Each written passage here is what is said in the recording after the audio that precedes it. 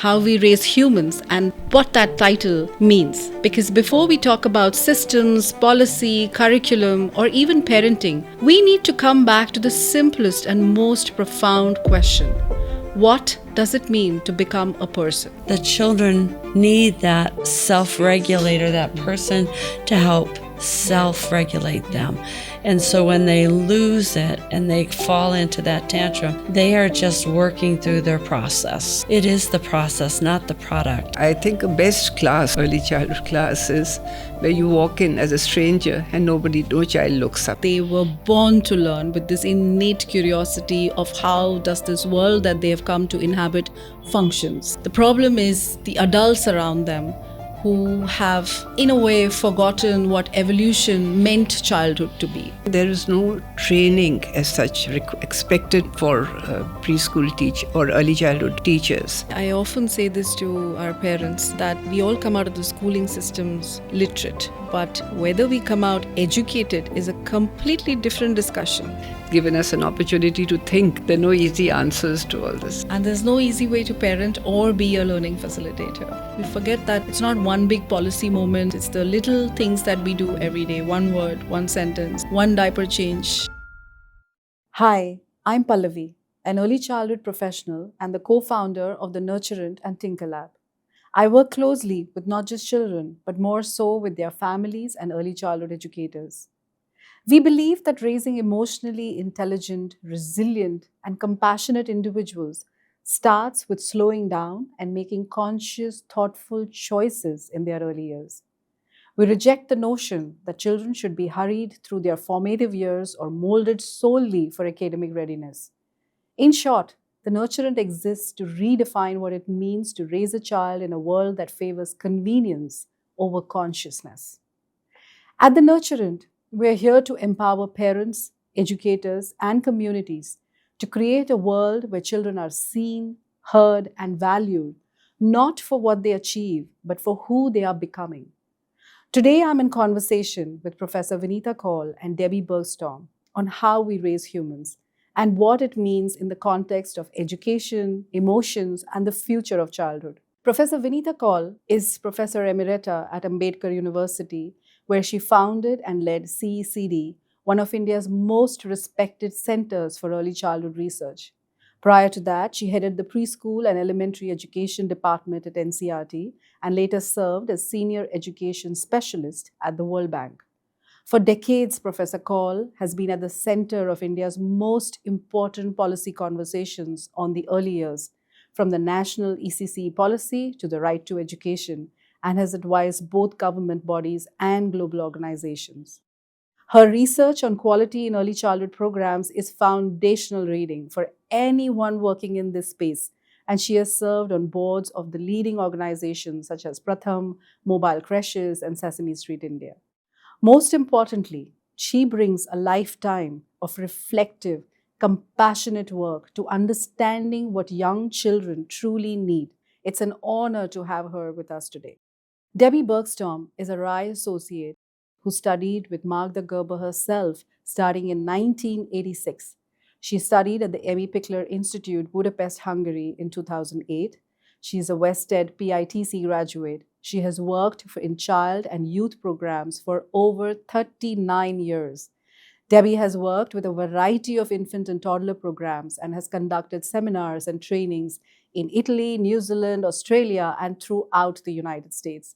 She's currently an early childhood consultant. We're calling today's conversation How We Raise Humans and what that title means. Because before we talk about systems, policy, curriculum, or even parenting, we need to come back to the simplest and most profound question. What does it mean to become a person? When a baby is born, they don't arrive as a blank slate. They come with a mind, a temperament, a way of communicating, a sense of agency, and a biological expectation that an attuned adult will help them make sense of the world.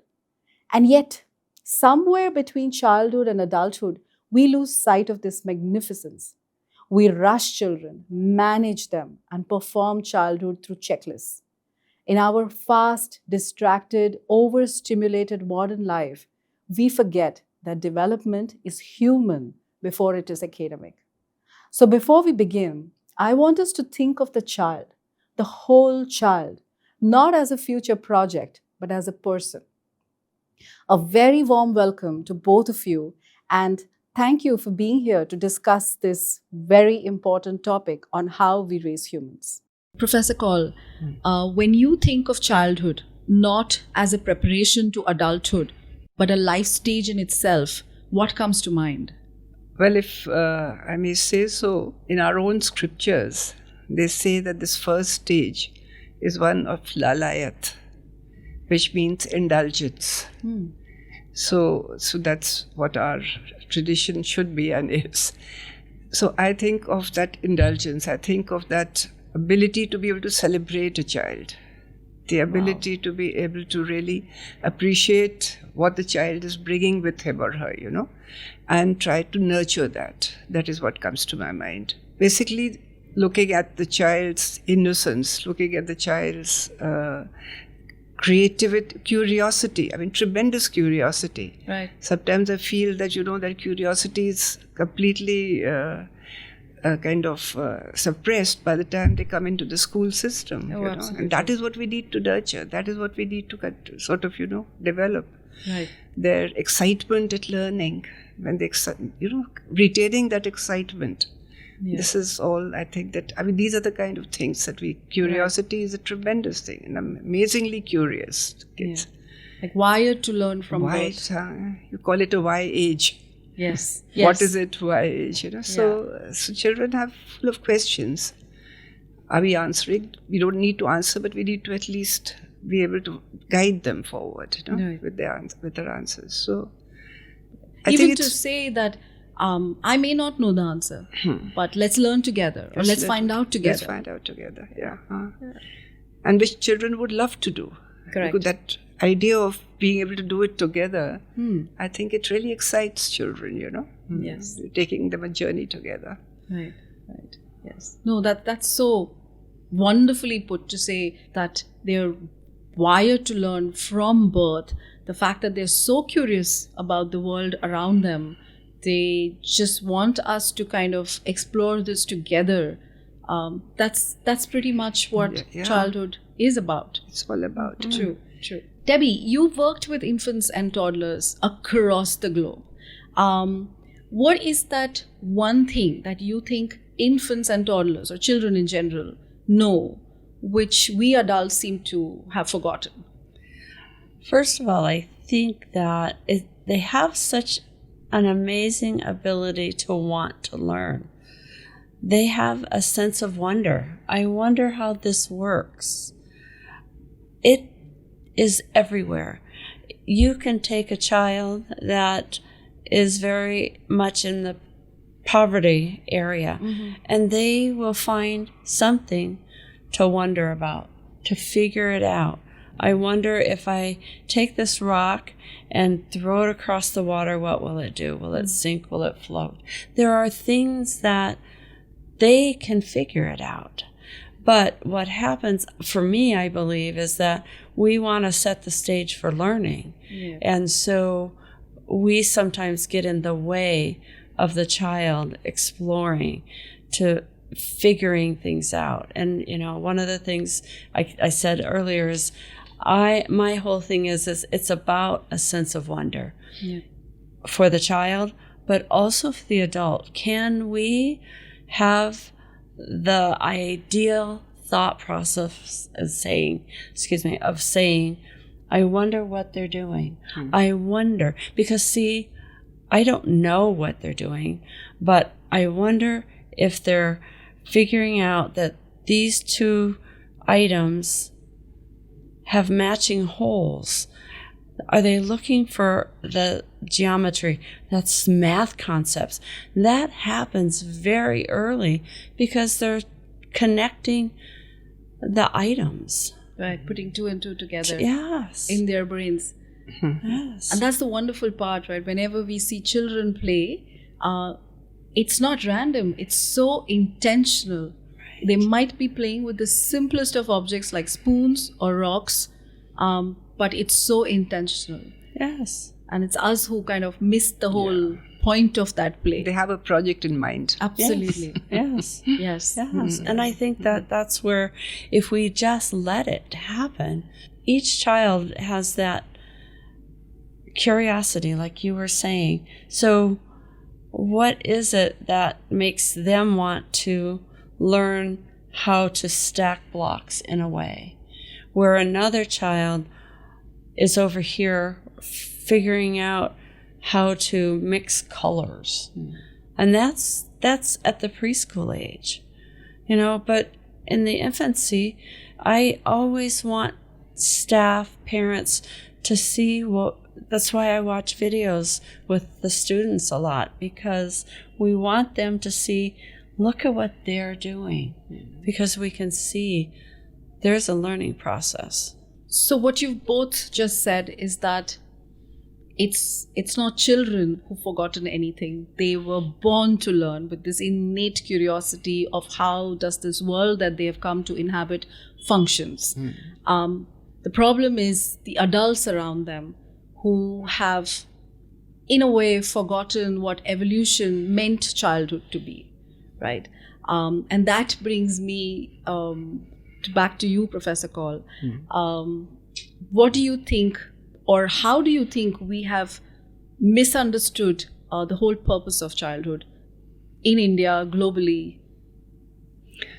I think that essentially what has happened is that we have seen it as a preparation for schooling. Because somewhere there have been larger concerns in the system globally as well as within India of children not learning, not keeping at pace with learning, at pace with the curriculum or the pace with the standards that are there. And also because more of globalization, international experiences have come in, international comparisons have come in, and the international agencies have also set standards for the countries, and measurement has come in. Measurement has come in a big way at the school stage. Correct. And with that, not only at the school stage, but even at the preschool stage, it's coming. Yes. And with that, what happens is you need tangible indicators to be able to measure and be able to know if we are making progress as per our as required. As per those parameters. The parameters. So once that happens, it's very difficult to measure. For example, typically in the younger child, we talk more about holistic development. Right. We talk about the different domains of development in the child. But to be able to make a very accurate assessment of them in sort of, quantitative terms and be able to make international comparisons, culturally there's so much of variation and, specificity. So what happens is you fall back upon the literacy and numeracy. Right, because that's the easiest and tangible thing that you can measure. Yeah. And also because our vocabulary is also like that. We are talking about child going to school. Right. If you ask any parent, the parent will say, now the child is ready to go to school. So the school is associated with academic learning. Right. And academic learning is reduced to, unfortunately, the alphabet or numbers. Yes. Yes. So then, that's where the starting point is. Correct. And I will come back to the curriculum part of, what you said. And that's a very interesting point that you make, that what's tangible, what I can see upfront today is what I think the goal of childhood is, or this is where they're headed. But before I come to that, you also mentioned that thereby we have forgotten the whole connection part, the whole child that you mentioned, right? And that's where I want to bring you in, Debbie, because Rai and Mark Dagerber's work has been a lot about how you connect with your child, the first relationship with your child. You worked across cultures with parents, with educators and children. I believe that irrespective of which culture you come from, children's needs are human and human needs are universal. So, have you found that to be true when you have worked across cultures? Oh, that is so true. And the parents, all cultures, the parents want the very best for their children. Right. And so sometimes we then compare with our neighbor's child and with the next person, and oh, my child's not doing that. But one of the things, the whole connection in Magda's work is, again, about the relationship. How do we build that relationship? And what does the relationship, what does that mean? Well, what it is for, the child is that they trust that somebody, they have that person that will be there when they need them. Right.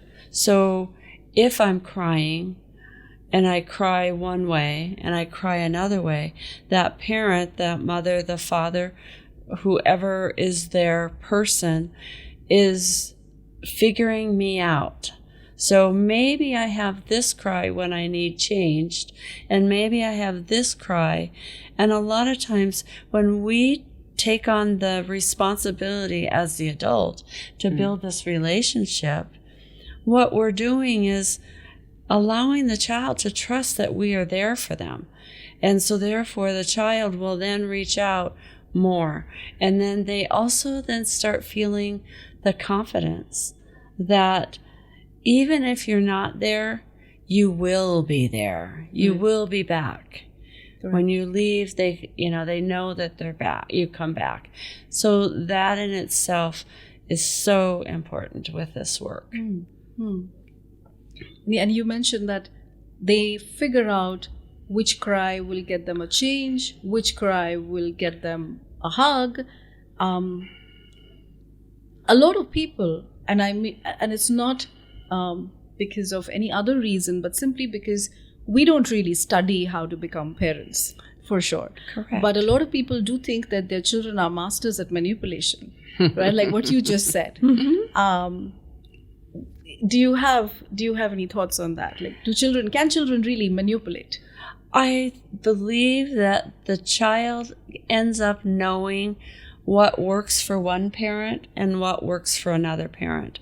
And why I say that is because, again, the relationship comes together and the child knows that mom will say this, but dad will do this.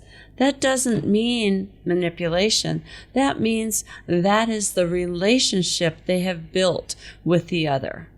And so sometimes when I hear parents just go, oh, they have dad wrapped around their finger. Well, maybe because dad's not there all the time. So when he is there, he has the time, or maybe he doesn't have the time and he takes a little bit more maneuvering and doing that play with them. And so the other parent has to do all the hard work. But the dad gets to sit and, enjoy the pleasures of being with their child. I think the child knows what works. Yes, it's so true. Yeah. I don't see it as a manipulation. I really believe they've learned it. Manipulation is a little negative. Yeah. But literally, I mean, the sense that it's through a process of evolved thinking, Absolutely. That like they're happens figuring the functioning of the world. And even this is functioning of the world. Like how does one person react to something versus and they do other? it entirely on their own. How do I handle my nanny? How do I handle being in a childcare setting? Those even things languages, happen. if you say, Yes. because if you have parents with two languages in the Oh, yes. family, the little one knows who to speak to in which language. Yes. Yes. They're able to do that. True. And even within the childcare setting or the school setting, they know which language where. Right. Yeah. And we think they are not learning. Oh, yeah. And we think they're not learning. We think they're a blank slate. Yes. So, Professor Kaul, you mentioned that the whole child is what we really need to focus on. But along the way came all the influences and the measurement and because of which we've narrowed down to say, okay, what is tangible, what I can see today, and what I need for them to do tomorrow is the path that I'm going to take when it comes to children and their learning, which is ultimately, sadly, unfortunately, boils down to the alphabet and the numbers and the colors. But what I'm hearing both of you constantly say, and this is my own experience when I worked with children, is that when they feel safe and connected in our relationship as educators or parents with them, the learning comes so easily. But the moment they do not feel that connect with the educator or the parent, then the child is just in survival mode. And that's when learning really gets difficult. And that brings me to the heart of this conversation to say, if research, if our own work with children tells us time and again that care is the curriculum, then why is it so difficult for this to happen in our classrooms? Again, because at least in the Indian context, I would say, essentially, number one, there is no training as such expected for preschool teach or early childhood teachers, and they're not even called teachers in many cases. You see, so there is a certain expectation that it's any woman can do it. You know, any woman, and especially if a woman has been a mother, all the better. Correct. Then she can do this. So there isn't an understanding of how important it is for the person who's engaging with children to know about children. That is what Debbie was also saying earlier, that there is this kind of understanding that you just bring any woman into the room and she will be able to handle the children. And what is there? You just have to manage them, Oh, yeah. Yeah, so that's it. So that also brings in the kind of, what should I say, the perspective in which we look at the whole profession. Yes. Yes. They are the lowest paid teachers, if you call them teachers. Or they are, and there is no kind of official in India cadre for teachers, for preschool teachers. So, and you have for the larger system, you have these Anganwadi workers who are given 1 month training, 2 month training, 3-day training. I mean, that's all that is there. Yeah. So you see the result. So that, and what do they come with? They come with some school experience. Yes. So their concept or their image of education is that. And they try to replicate that the best they can in the classroom. For the ones who are really keen to do something. And there's no focus on understanding the child's developmental stages, the child's traits, attributes, how to interact with them. There isn't that. And then what happens is also, subsequently, if there is training happening, now we've gone into a lot of, this online mode. So that also distances them from the children, actually, But even if you have a face-to-face training, the training is by people who have not handled children. Who have never been in the classroom. They've never been in a classroom. And they come and tell you the theory of it. And the teachers, they don't get an opportunity to actually engage with the children in the prescribed pedagogy. So if, for example, in India, we now have the policy talking about play-based pedagogy. But there is no communication of what exactly, I mean, there is a curriculum framework that is given, 300 pages.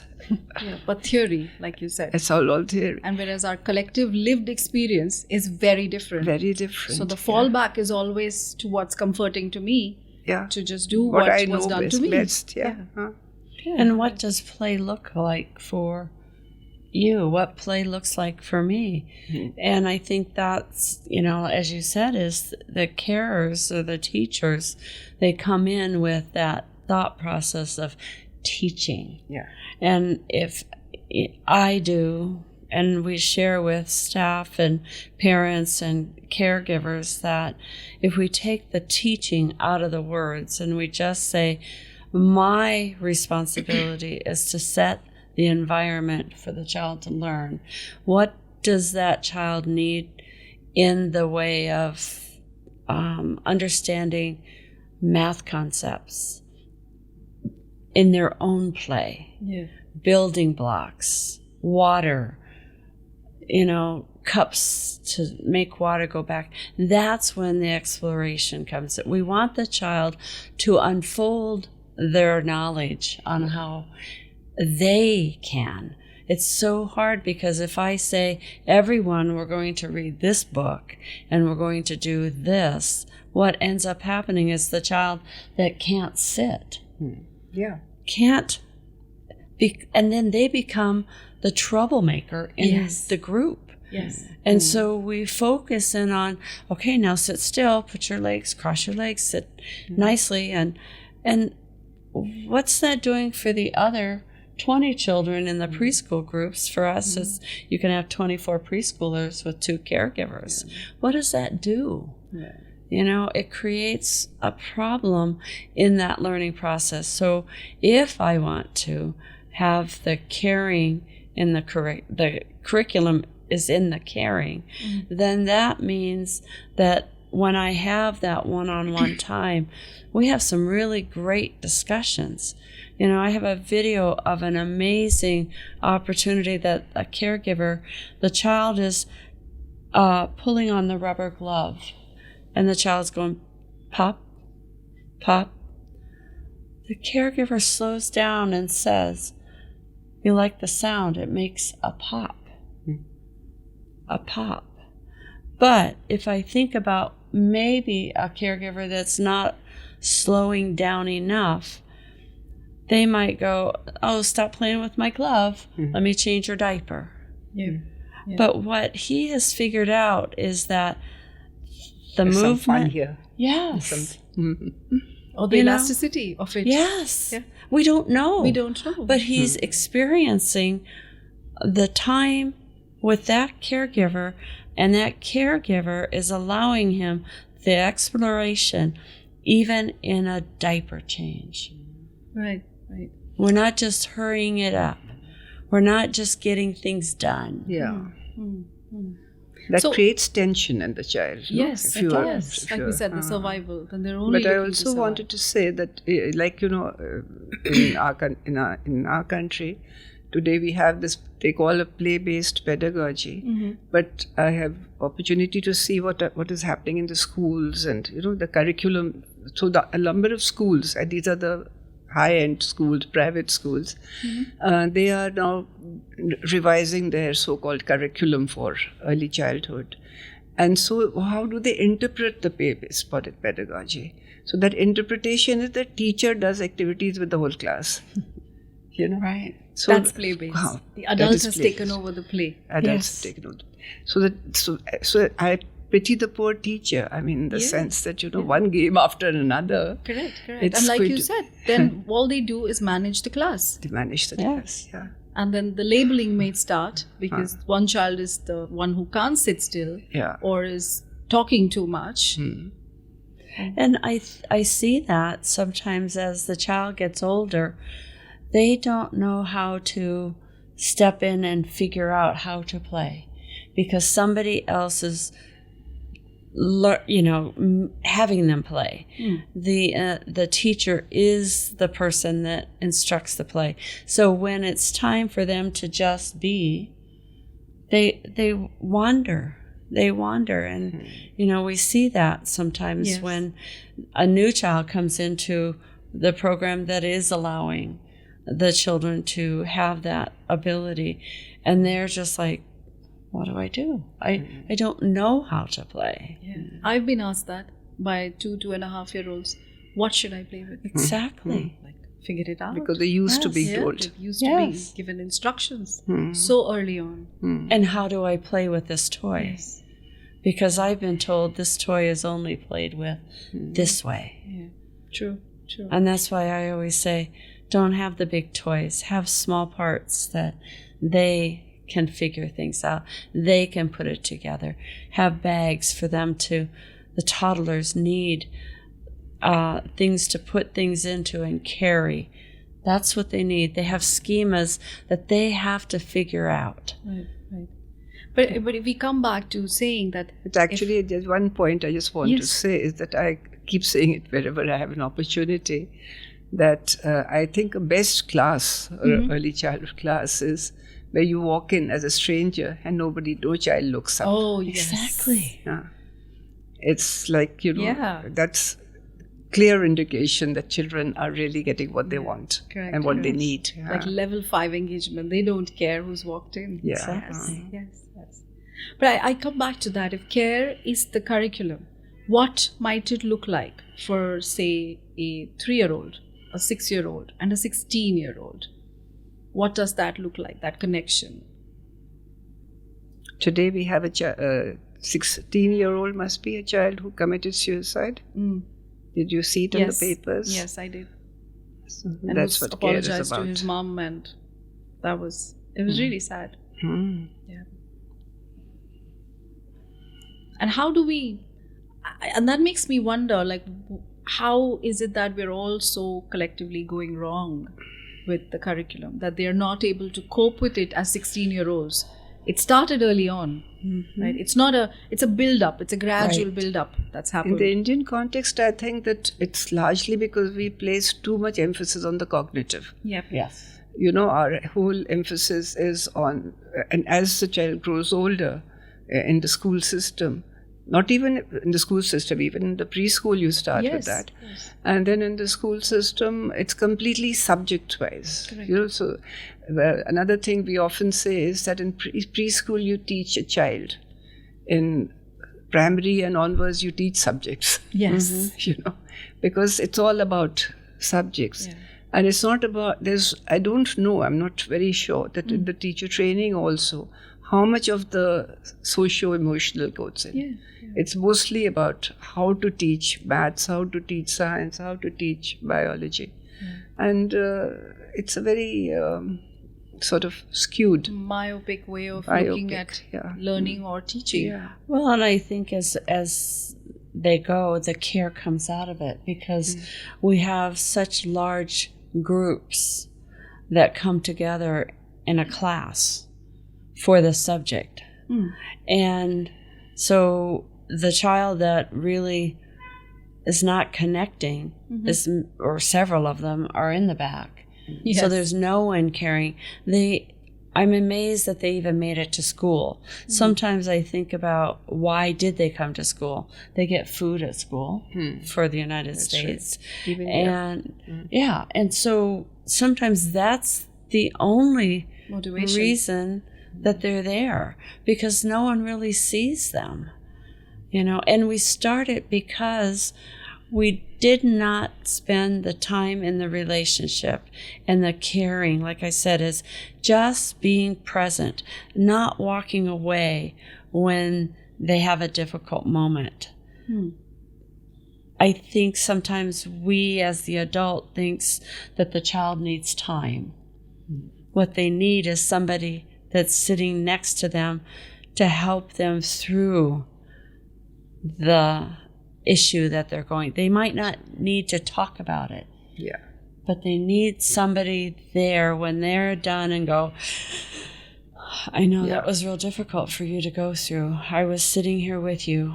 When you're ready, I'm here. Yeah.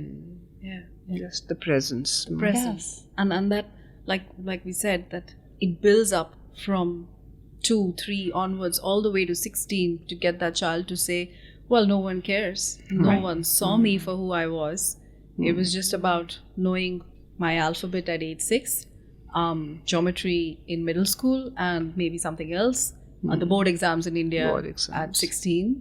And my marks is who I am. I mean, that becomes my... It's both ways, even teachers and parents often, Yes. I think that parents' orientation, some sort of, I don't like to call parent education, but it's very essential, I think. And yes, it's really difficult. In today's world, especially with the digital world we that have we've so got much information out there on how to parent, the gimmicks, right? 3 ways to get our child to eat this, 5 ways to make your child a reader. Yes.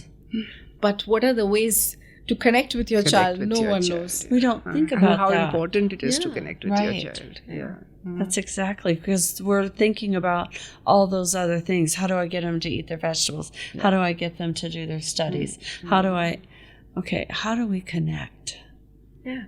The physical health is always a concern, but the mental health is something that is Maybe needs to be it's addressed. again back to what you said, right? What is tangible, what I can see and measure, I focus on that. That's right. But the intangible, how I feel within, how am I doing today? Did I sleep well at night, and therefore am I just a little slow in grasping today? I can't. The teacher or the parent can't really see it.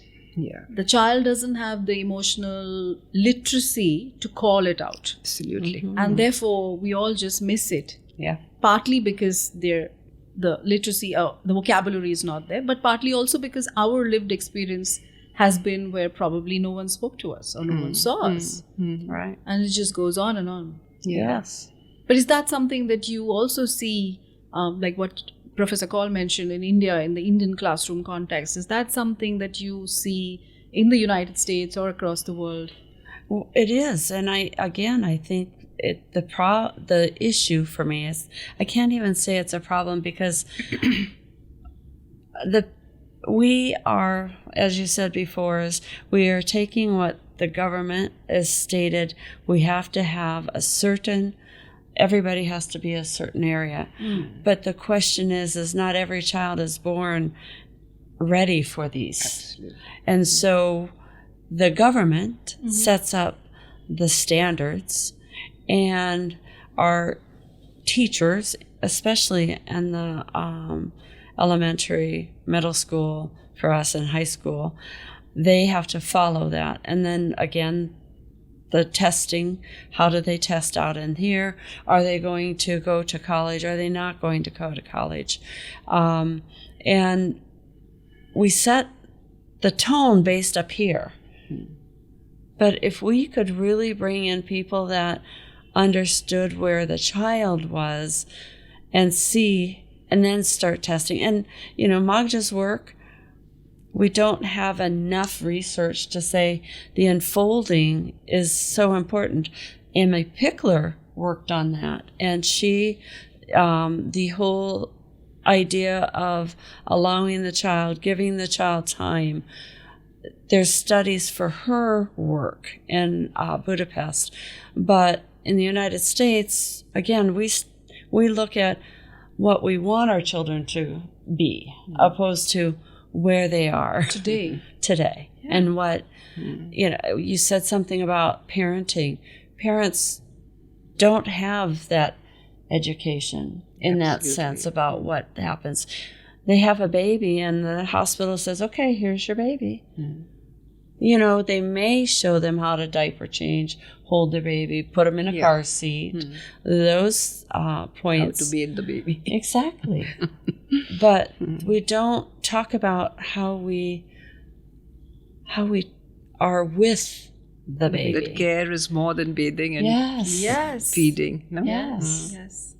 Yeah. And that's why the term that Rai uses, educaring, that Right. especially in the early years, education and caring go hand in hand. Yes.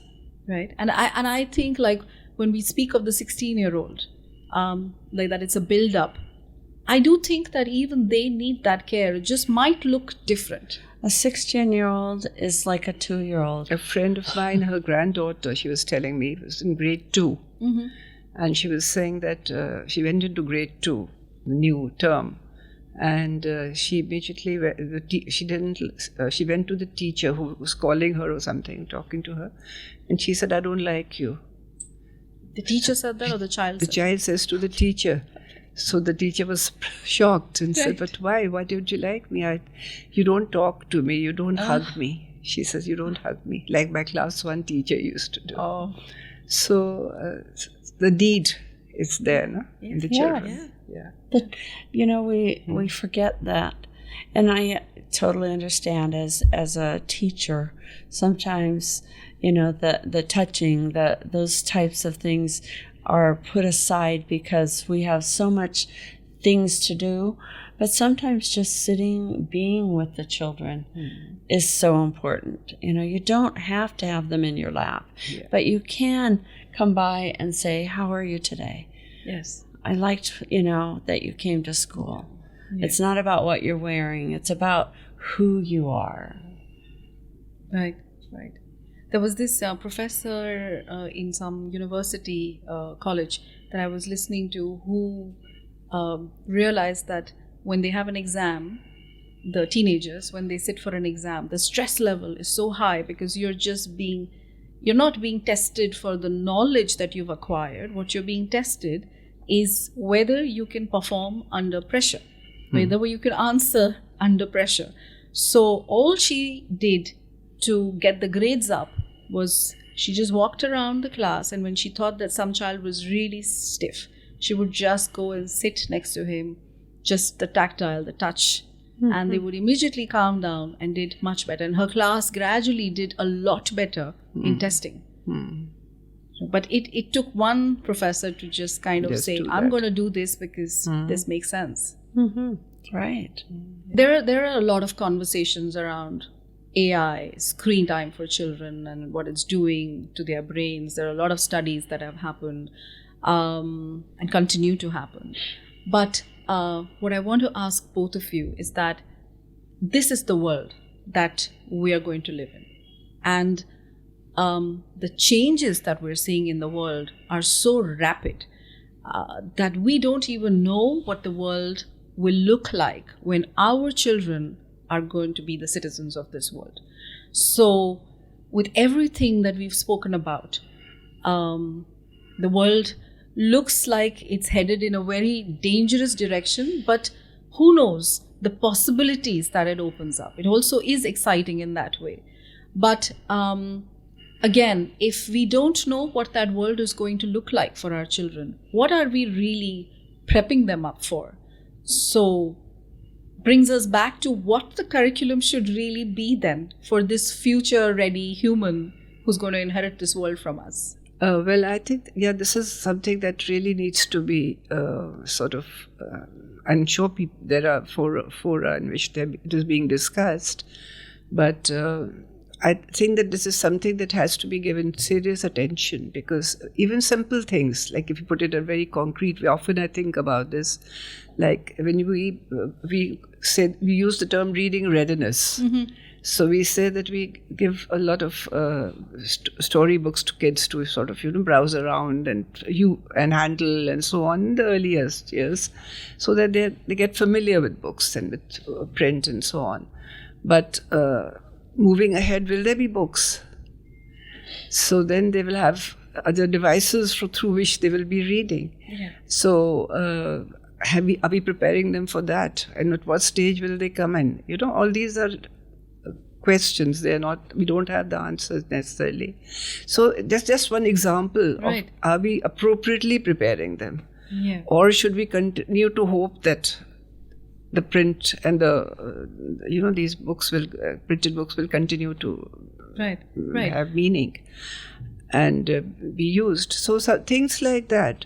But so the important thing I think which makes sense and which people say, educationists, and I think it makes sense to me also, is that one has to focus more on the processes. Absolutely. And create an interest in learning. Yes. Because if you're required to learn and relearn and unlearn, that for that process, lifelong learning has to be, the urge for lifelong learning has to be created. Right.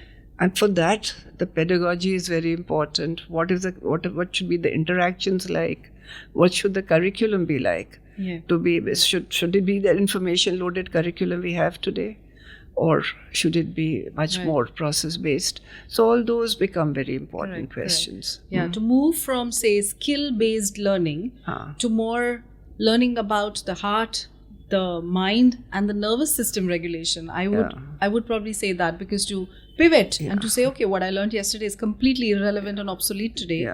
What might I need to do now? But even what we talked about earlier about the preschool level or the infant level, trying to retain the curiosity of the child, Yeah. the curiosity to be able to address new developments and new learning and be ready to learn Yeah. and relearn. Yeah. And the key there to say that, okay, when things are not going my way, I will not have a tantrum.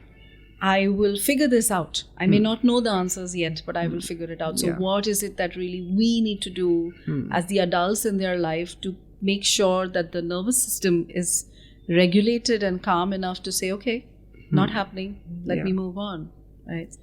It's funny you say that when we think about how do we help children in that sense of, okay, I don't need to have a tantrum. I think what happens is our nervous system takes over. And I don't think a tantrum is a thing that they are really in control over. Yes. They lose it because they don't know how to express. No one is paying attention. I think that that they have been overwhelmed. I think about this in myself is when I go to a conference and it's a 3-day conference, I want to lock myself away for several days just to clear my body because I feel like I'm always on the stage. Right. And so think about that baby that has that 2-year-old, that 1-year-old that has only been on this earth for 365 days. And I think about my age and days and how long I have been on this earth. And I think I know how to set myself aside. The children need that self-regulator, that person to help self-regulate them. And so when they lose it and they fall into that tantrum, they are just working through their process. And I get like the whole process, the thing that you were saying, it is the process, not the product. Not the product. And when I think about when, as a young teacher, I started off at 18 with preschoolers thinking, I'm going to teach them. And it was about how are we going to finish this product? Yeah. And now it's like, then finally I realized they're not wanting this product. I wanted the product. They wanted the process. And so if we can constantly think it being the process is in their hands, how can I say what the outcome is going to be? It's the same, this whole, where are we going? AI is here. We know AI is here. Now, one of the things Magda says is we can if we allow children to figure things out, they are working on their creativity. Right. We are not putting the information in. We have that information in our computers. We know how to Google. Absolutely. Yeah. And so what they're going to need is AI. There's a definite way of making AI work, and there's a definite way of making AI do it the way you want it to do it. Yes. And so, it's here. We're here, but I don't know where we will be, but allowing the process to take place. Yes. Yeah. Because we don't know the end product. Yeah. Correct. To just make sure that the curiosity is still alive. Yes. The love for learning is not, the joy is not sucked out of it. Absolutely. And we By just still have a drilling plug information. into the other. Because Oh, we yes. always need another. Yeah. Yeah. There is this Lillian Katz Yes. USB knowing Yes. her. Yeah. Yes. So she talked about this damaged disposition hypothesis, which is that the process of learning, if it becomes too strenuous for the children, then they learn the skills, but they lose the motivation to use those skills. Correct. So, like for example, if you make the learning of reading a very kind of troublesome process for the child, then the child learns how to read, but doesn't want to read anymore. Right. And probably hasn't picked up And another that happens book. a lot with children for writing. Yes. Because they say the teachers complain the children don't want to write. Don't want to write or cannot write. Or cannot write, And then again, the labeling comes in. Yeah. Yes. Yes. Yeah. So true. And if this is what children really need, the agency, the resilience to not give up, the reflection to be able to Resilience is very important. to be able to reflect on what's working, what's not working, how do I pivot, and so on. Then the next question is to both of you. In India, globally, do you think our learning environments are ready for our children to handhold this kind of learning?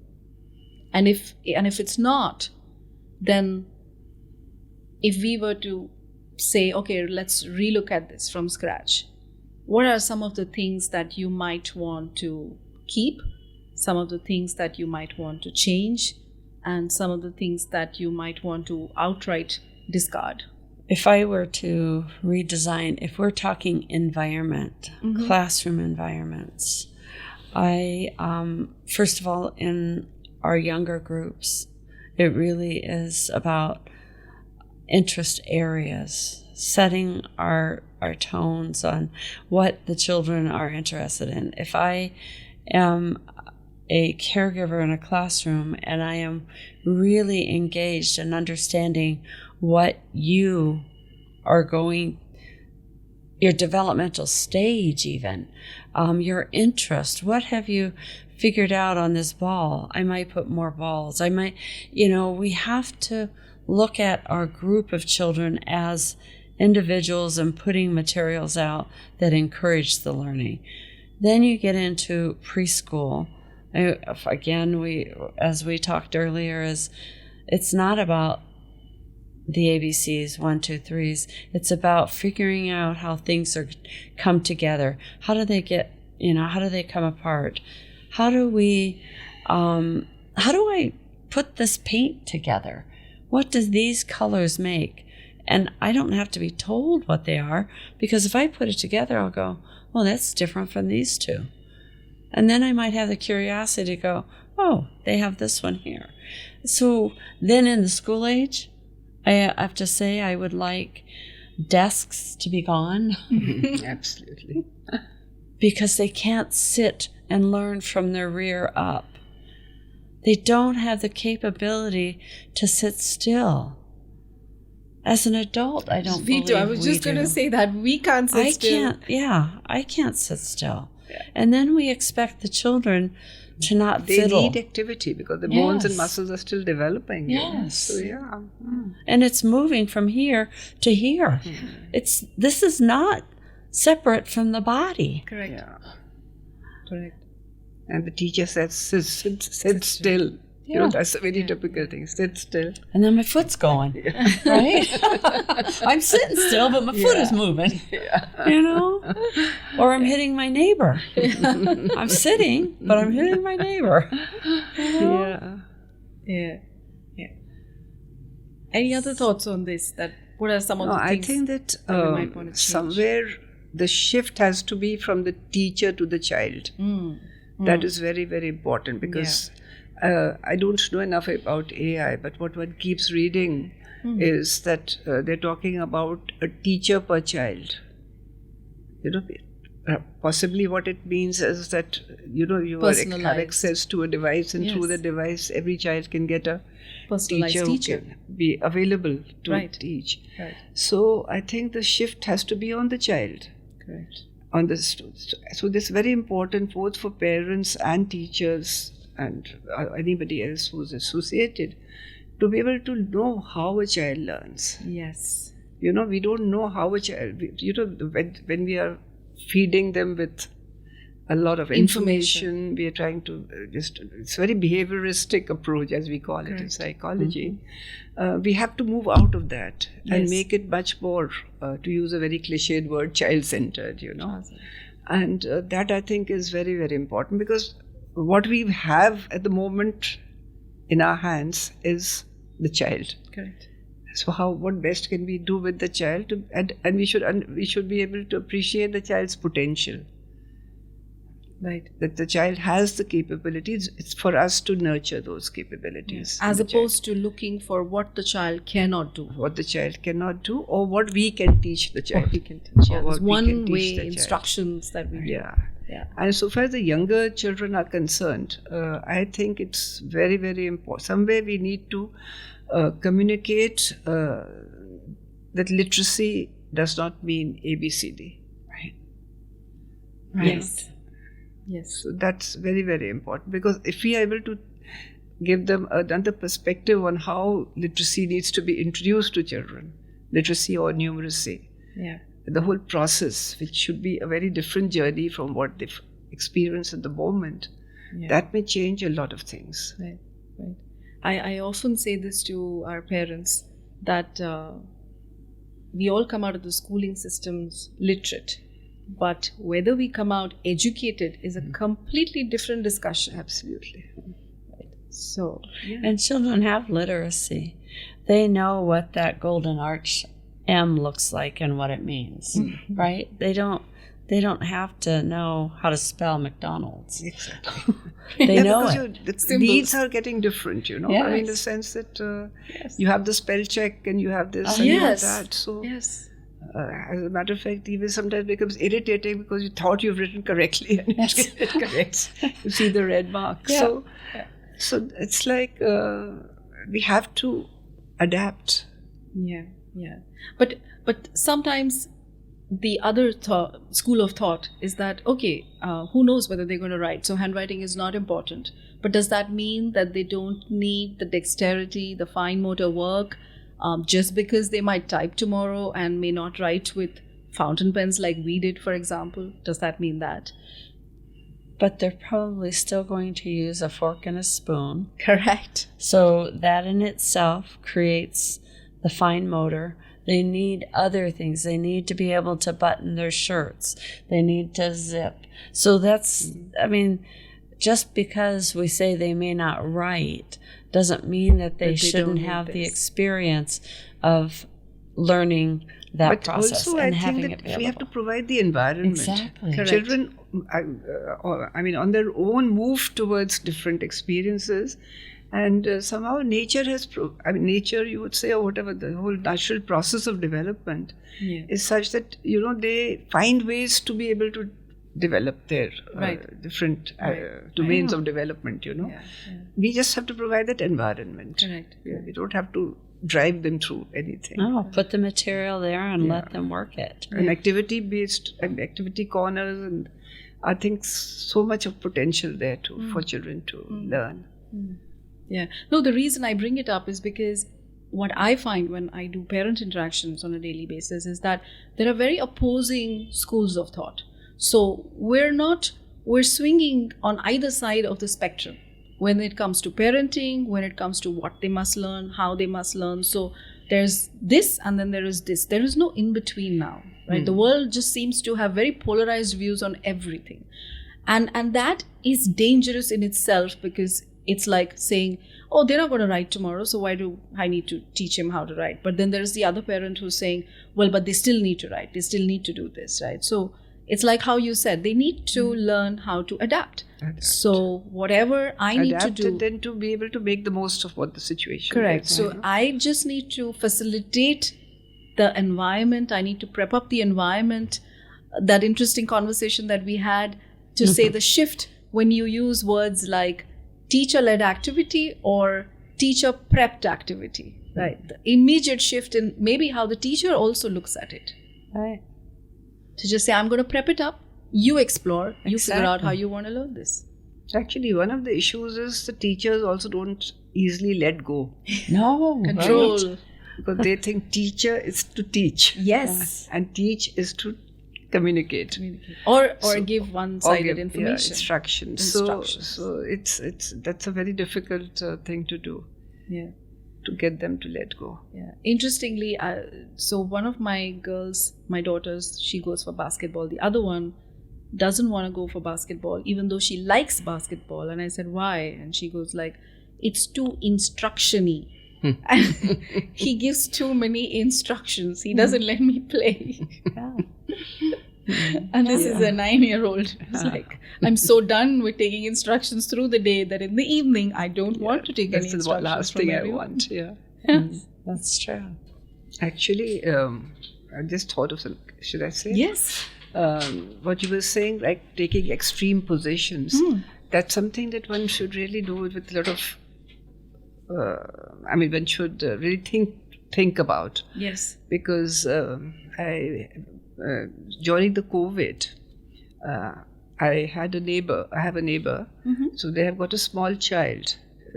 He was 3 years old at that time, and he used to play around. They live on the first floor. We live on the ground floor. So they used to play. He used to play around, and then for 2 years I didn't see him from upstairs to downstairs because he was confined to the house because of the COVID.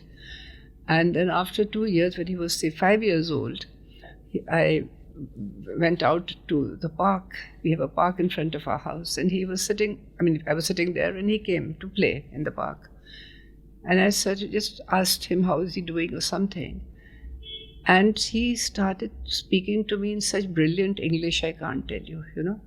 I was talking to him in Hindi, but he responded. He initially tried to sort of respond in Hindi, but he was not able to.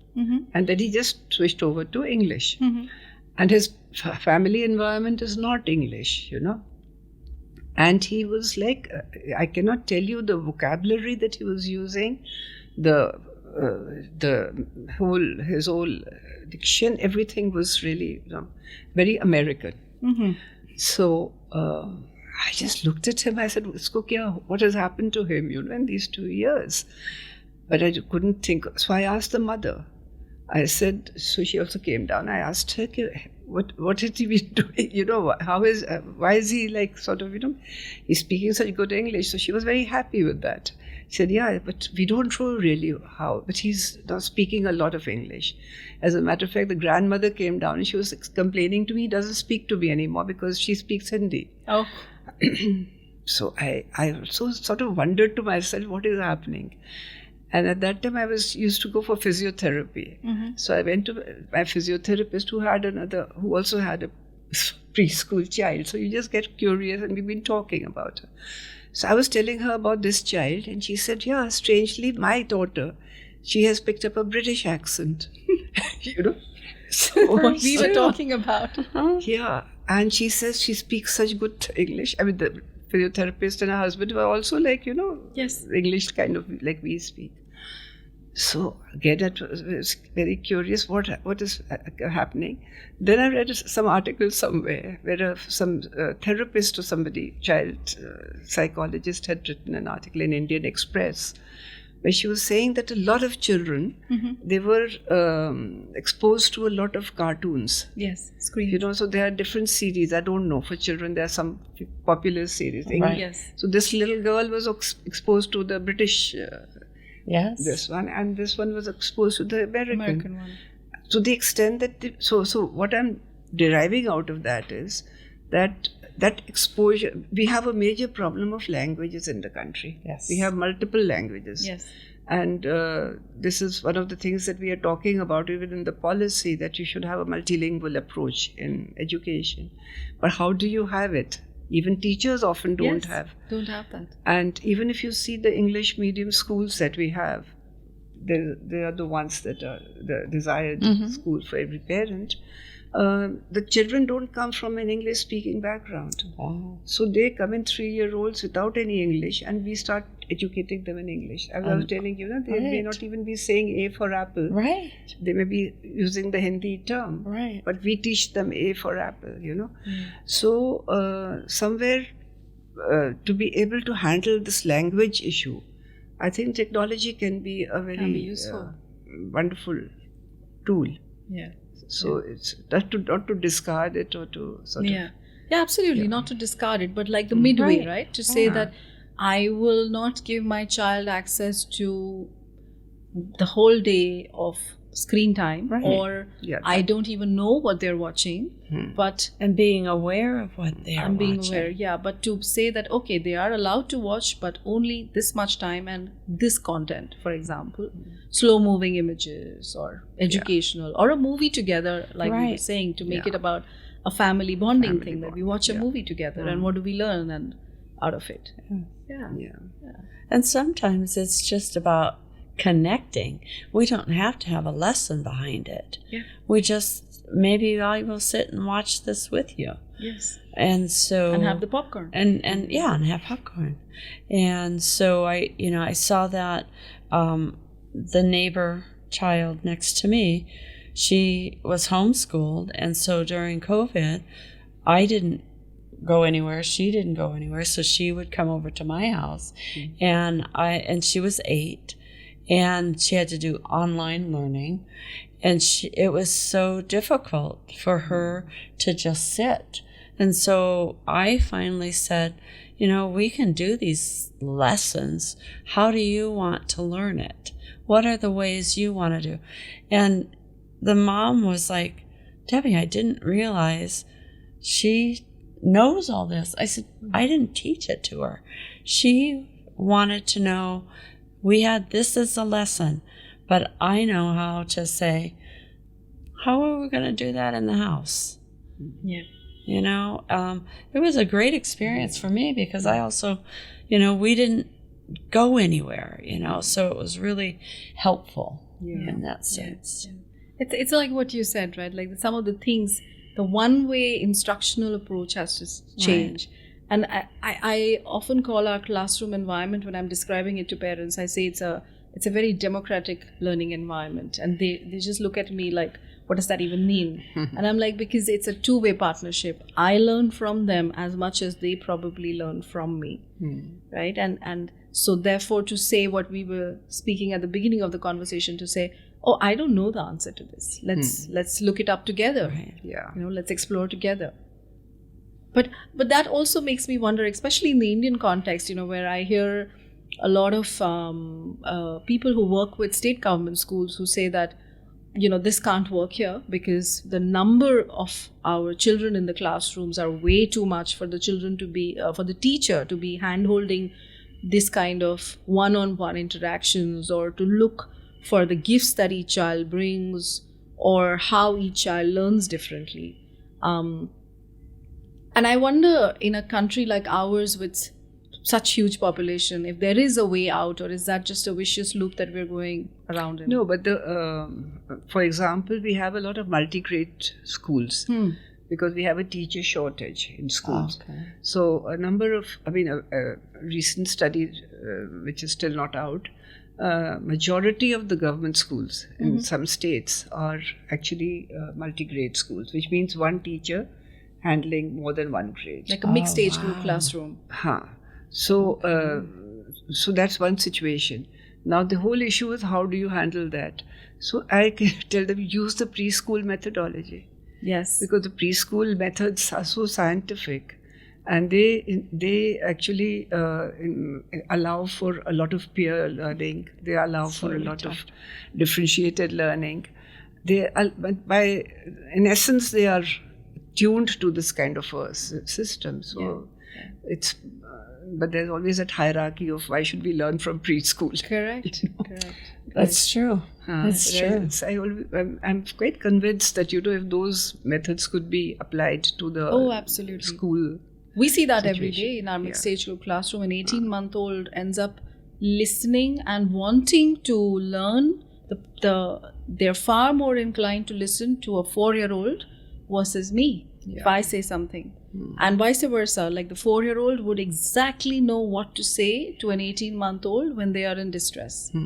They learn much better from the children. Absolutely. So it's just about someone who knows slightly better than us. Montessori had it very much in her approach. Right. Yes, exactly. Right. Yeah. So then again, I wonder, what is it that's stopping all of this? Is it just like you said, because I'm a teacher and I have to therefore go and teach? Or is it just that... even the concept itself is of being a facilitator. Yes. It's very difficult to sort of, especially for some of the teachers who've been in the system for a long time. Because they get so hardened. Or the lack of training, like you said. And lack of and what is the training like? The training, as I said, is all by people who themselves don't really practice what they are saying. Yeah. And it's theory. But even if it is not, there is a single training doesn't help. No. You need, as research also shows, that you need a lot of mentoring. On the spot mentoring, on site mentoring. Yeah. So that is not available. No? We don't have so many resources. Yeah. And that's the hardest part, is that connecting and seeing ourselves and coaching the person through something. Mm-hmm. I think, one of the things that Pallavi and I have been doing for the last year and a half is, yes, we come on the internet with Zoom, but it's about watching her work.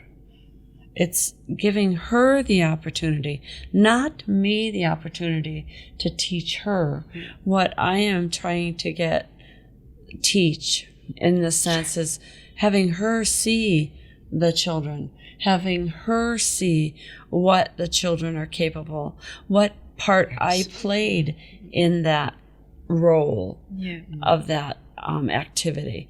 Right. Was I the one that was leading it, or did I sit back and allow the children to lead the play? Yeah. Or did I just set up the environment and let the learning unfold? Or was I so fixated on the product that I tried to direct the whole thing? Right. Yeah. And I was coming to that RAI has a very mentoring-based approach of training. Right. Where the mentor it's not about taking a 1 week or a 15-day course and then saying, okay, now go figure it out. It's a continuous process, much like you mentioned that, because, and that's what we've also seen, is that you give the theory to the teacher, but yet in the classroom, when a 2-year-old is having a full-blown meltdown, all the theory goes out of the window. And they don't know how to regulate their own nervous systems at that point in time and be available for the child. How do you really teach that?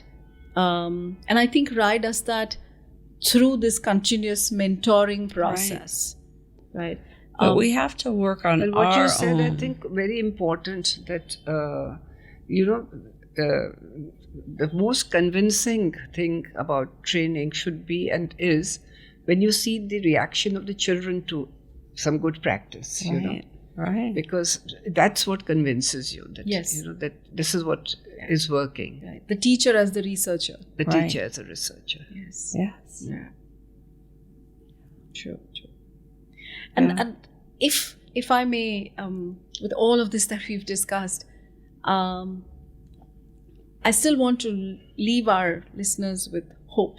So, after everything that you've done in terms of working with children, do you see changes that are beginning to happen? Do you see some light or some shimmer of hope? If you want me to say, I see a lot of hope, because I've been working in the area of early childhood education for now, I've forgotten how many years. Yes. So, and we've struggled to find a space for it in the entire system, and finally now early childhood education has been given the due attention, at least. So it's like starting. Thanking the stars for small measures. So it's actually a major step forward that early childhood education is being universally recognized as very, very significant in the education sphere. It has its fallout in the sense that, you have this schoolification of preschools and so on, which needs to be really guarded against. But definitely, at least schools are not talking about play. Yes. Even if it is teachers Even doing if it is activities. teacher-led play. Even if it is teacher-led play. So that's the steps. But there is need to continue nudging the system, Yes.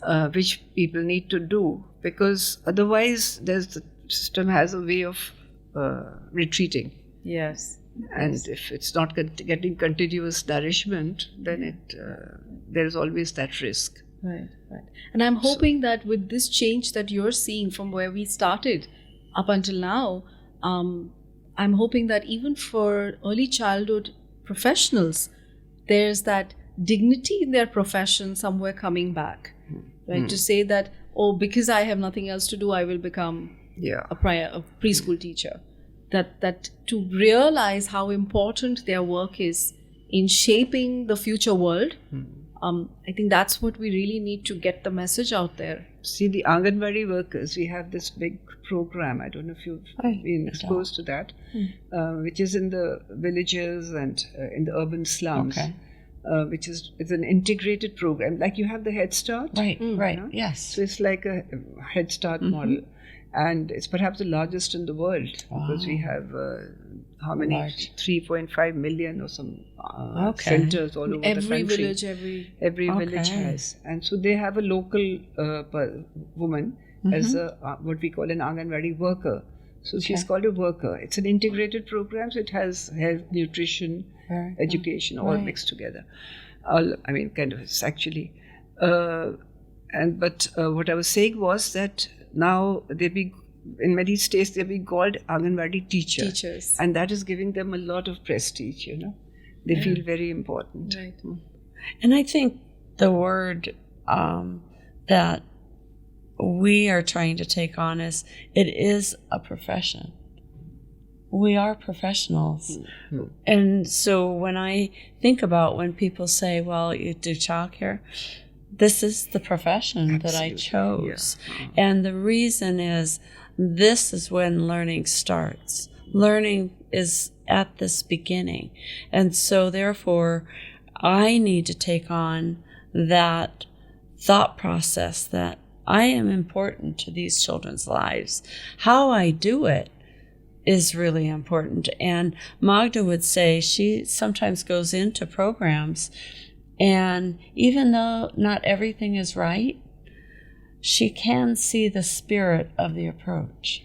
And what does that mean is that it doesn't mean everything has to be, because we are humans also. As teachers, we can then say, I just stepped into your work. I'm sorry, let me let you finish. Being okay to say, I'm human. But we are also professionals. We go to college. We, in the United States, we're required to have so many ongoing educational units as we go along. And I truly believe Magda's work has really helped me understand my own authenticity on what I do. I didn't used to always be this nice, or patient. I am very patient with children. Adults, I think, let me help you. And then I think, no, they can figure it out on their own also. Correct. So I believe that, and this I'm saying without any reason for it, rational, just from observation, that anybody who associates with early childhood gets hooked. Yes, it's true. Yeah. My own life. It's from the heart. It's from the heart. It is. Yeah. And I, in my experience, whenever I've spoken, not just in India but globally, with early childhood professionals, they just come across as humans of a different variety altogether. Their heart is that of gold. Absolutely. As I recall, somebody told me, we have these New Delhi Municipal Corporation schools. So they have a preschool and primary school. Okay. So one of the inspectors there, she was an inspector of the school. She told me that, she asked me, do you know what is the difference between a preschool teacher and a primary school teacher? So I said, no, tell me, what is the difference? She said the difference is that if there's a break. So she gave me a scenario.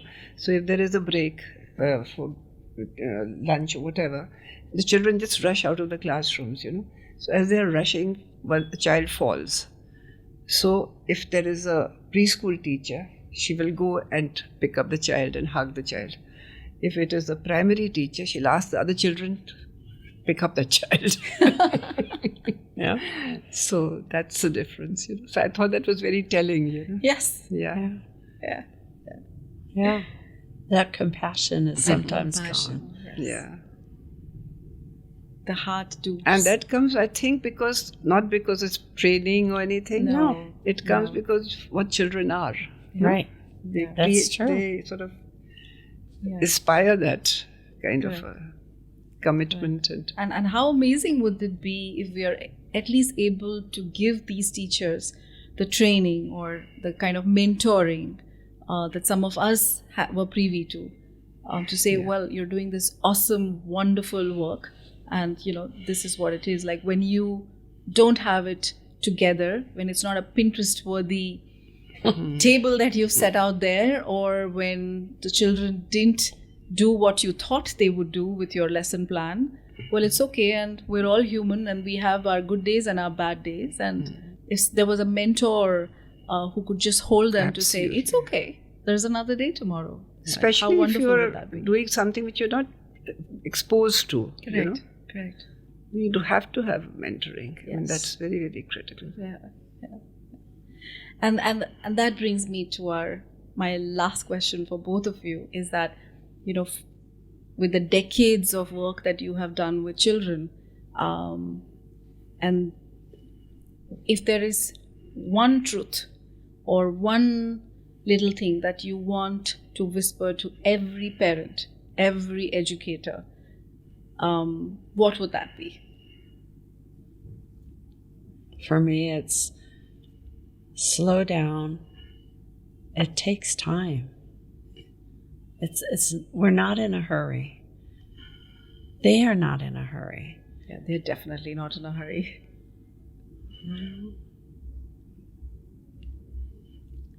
I would say allow the child to grow. Yeah. Don't try to pull up the child, Make it. Oh yes, literally and figuratively. Yeah. I think that another thing is be and not do.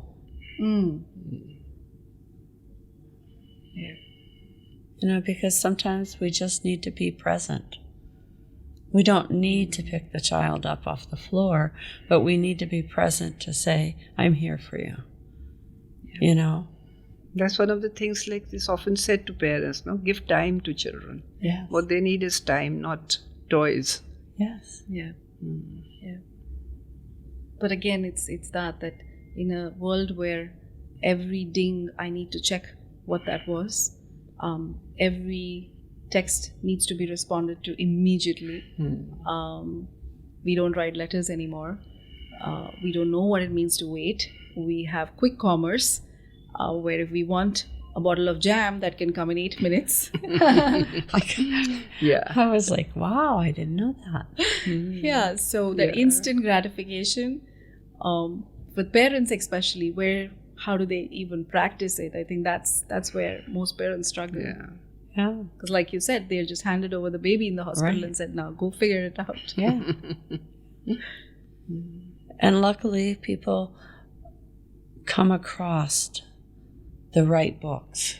Yes. And they understand that there is a different way, and so they tell others. And sometimes it's not what that family wants. And Magda would say that it's not for everyone. But I don't know why not. Yeah. I don't know why not. In Tamil Nadu, I don't know if it's still happening. I heard the minister, who used to be the finance minister of Tamil Nadu, saying that for every birth that takes place, they give the mother a kit.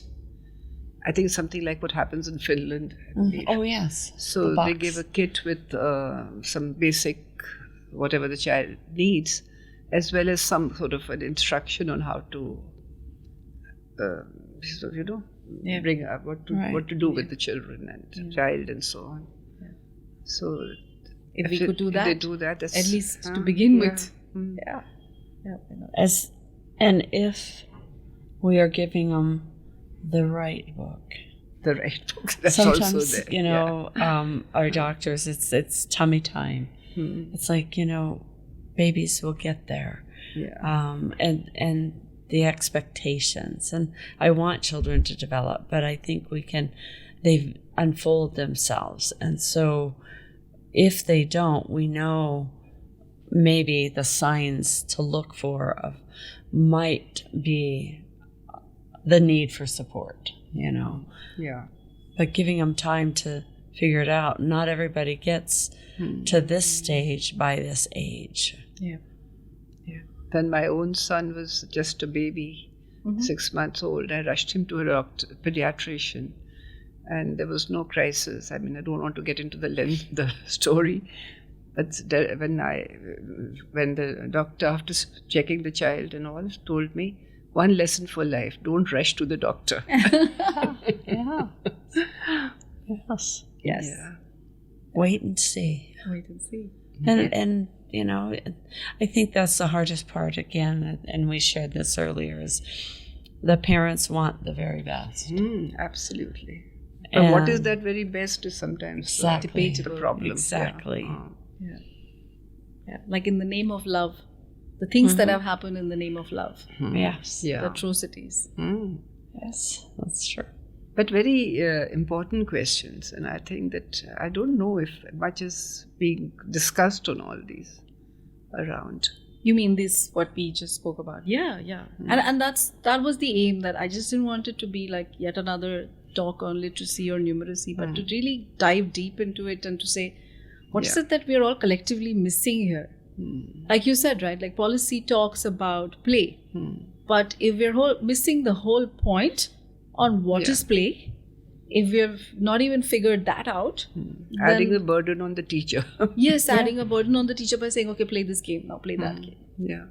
We forget that it's not one big policy moment or one big moment. It's the little things that we do every day. One word, one sentence, one diaper change. Very true. So thank you. Thank you so much for being here and sharing this Thank wonderful you. conversation. Thank It's you. been a pleasure. Given us an opportunity to think. And Thank you for inviting me difficult to India. questions. Yeah. Yeah. All right. There are no easy answers to all this. Yeah. And there's no easy way to parent or be a learning facilitator. Thank you very much.